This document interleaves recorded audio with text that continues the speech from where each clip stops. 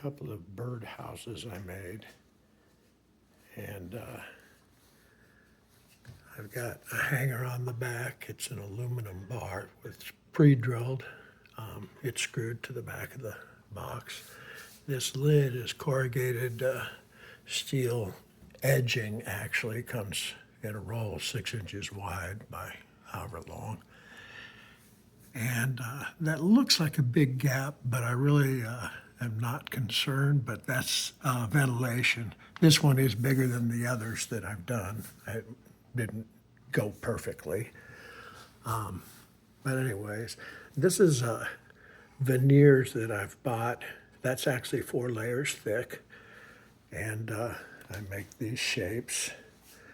And the top there, that's 1/4 inch copper water line for a refrigerator that I had extra. And then some old copper flashing. It was a self-stick, I think. Self-stick stuff doesn't work, but I've been gluing it on. And then wood burning in, shingles. That's a cork.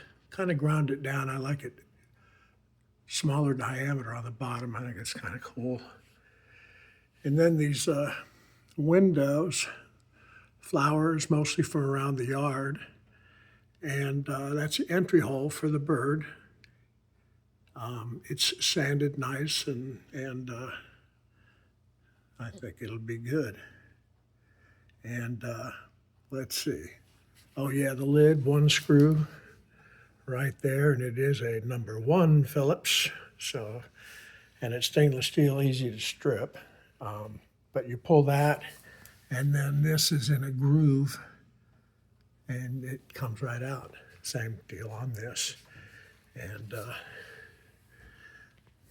that's just dye that I bought and just dribbled and let it flow.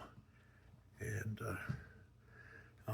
and then I put epoxy on that door. That's I think that one's actually cedar, 1/4 inch cedar that I had left over from Moongate I built for Kathy Cat. And so I torched it to get that grain to come out and pop.